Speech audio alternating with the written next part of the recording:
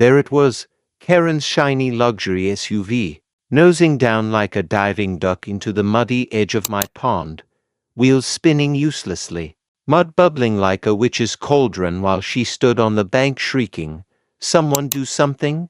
I sat in my Excavator, sipping my morning coffee, and watched the whole thing unfold like a living room comedy.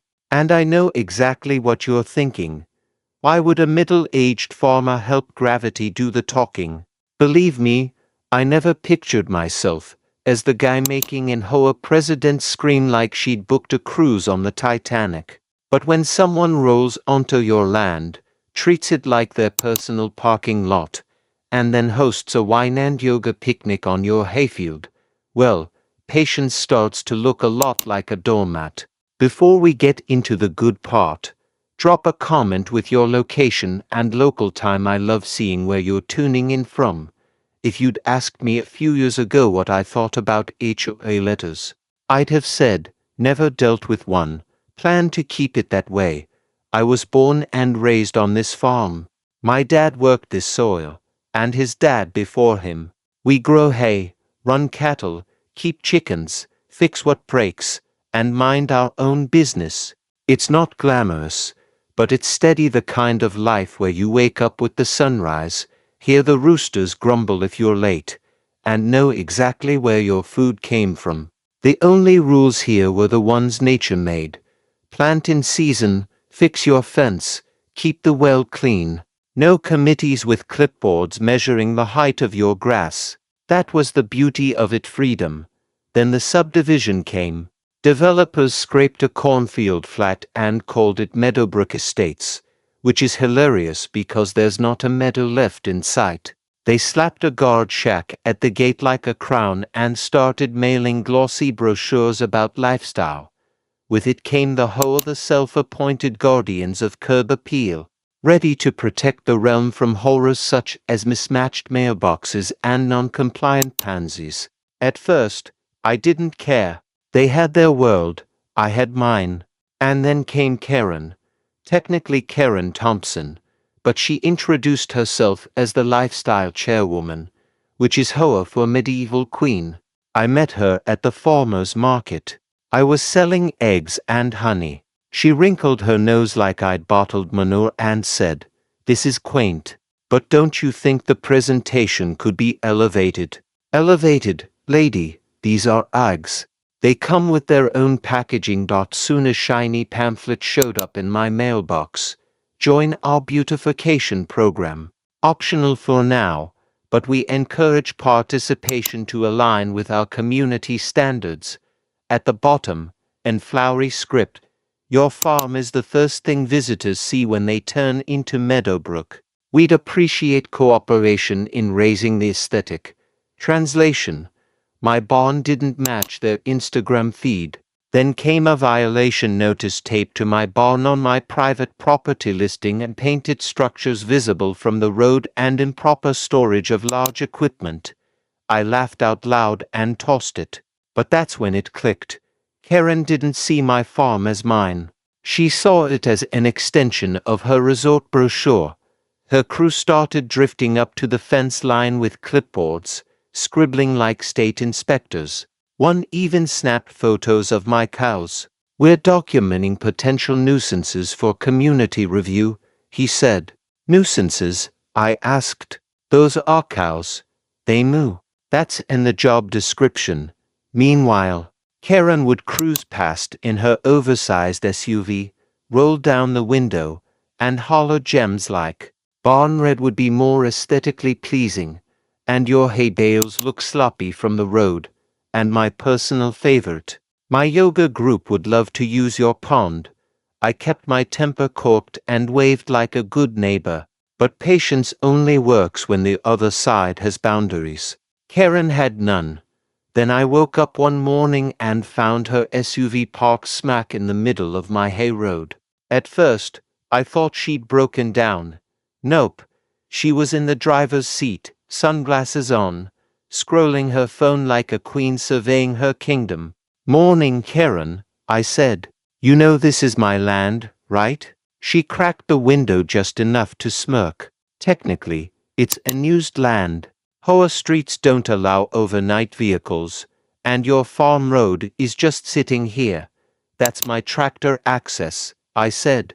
Tractors can go down, she chirped. She invented new law on the spot. It's rural access land shared for community purposes. Rural access land isn't a thing, but she left it there anyway. 1 day, 2 days, 3. She even staged selfies with her HOA buddies. Overflow parking thanks to underutilized rural space.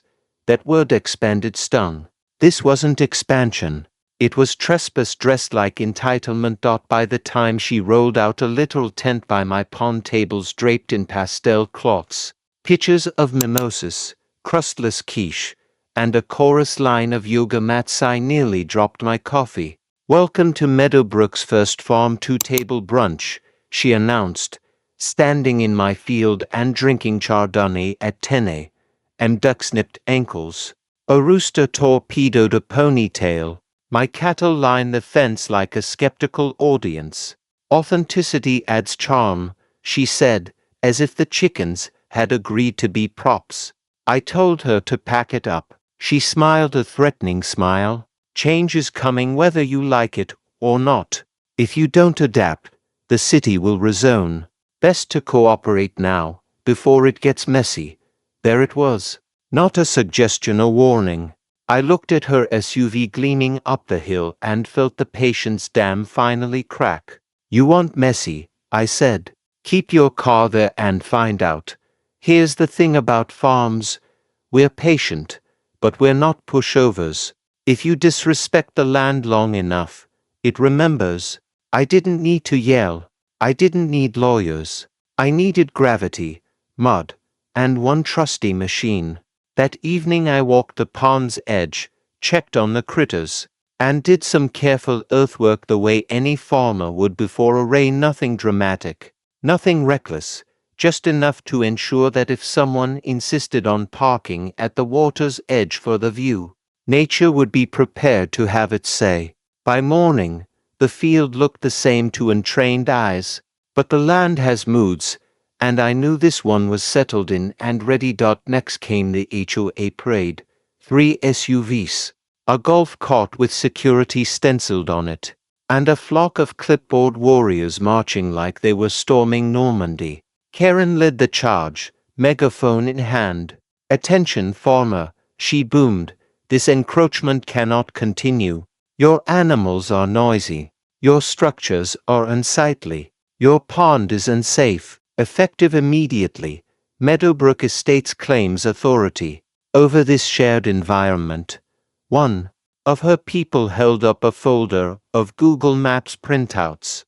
Circled with red Sharpie like it was the Magna Carta. They slapped orange notices on my fence posts. The barn door, even a cow's feed trough. I took them down as fast as they went up. "If that machine touches my car," Karen shouted, pointing at my excavator, "you'll be sued into bankruptcy." I raised my hands. "Don't worry. Wouldn't want to scratch your car. I'll keep it safe. Very, very safe." When she pulled up to the pond next day for that perfect view, entourage in tow, I sat down in the excavator and let the diesel rumble do the talking. "Really?" she scoffed. "You think farm toys scare us?" "Not intimidate," I said. "Facilitate."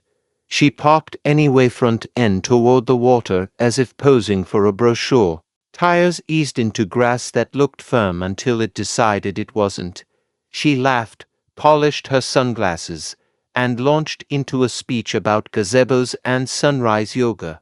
Right about then, the back end of her SUV sagged a notch. Wheels spun. Mud sprayed. She bolted into the driver's seat, gunned it, and sank another. "Do something?" Her crew yelped. I tipped my hat and nudged the world along. Nothing dramatic, just a steady, patient tap at the right moment. The car inched forward, the bankside, and the nose dipped toward the drink like it belonged there. By noon, word had gotten around. Outside of HOA, neighbors drifted over, teens on dirt bikes idled up, and the local gossip mill spun into overdrive. Karen paced the bank, shrieking into her phone. Yes, emergency. My car is sinking into a swamp. No, I don't care if it's private property, I pay HOA dues. A rooster crowed at exactly the wrong moment and the crowd howled. Her SUV groaned as the bank shifted again. The wheels sprayed a few unlucky clipboard carriers who squealed and leapt back. Karen climbed on the hood with a megaphone to rally the troops, and the hood dipped, sending her into the mud with a splash that could be heard in the next township. When she stood up, a tragic swamp creature in a floppy hat, even I couldn't stifle a grin. Parking's free, I said. But retrieval, that'll cost you. One last gentle encouragement and the world took over. The SUV slid forward and settled nose first until only the bumper and a taillight winked above the water. 15 minutes later, the sheriff rolled up. The crowd parted. Karen sprinted over, dripping and vibrating with fury. Arrest him. He destroyed my car. He endangered my life. The deputy asked the only question that mattered. Mom, whose property is this? Well, technically his, she said, but it's part of our community atmosphere. He turned to me. I handed over a laminated deed, 3 generations on paper. The deputy handed it back, then looked at Karen. Ma'am, you parked on his land without permission. It's rural access, she insisted. The second deputy frowned. That's not a thing. She tried a different angle. He made it unsafe. I explained I'd warned her 3 times not to park there. Nature did the rest. The deputy nodded. I don't see a crime.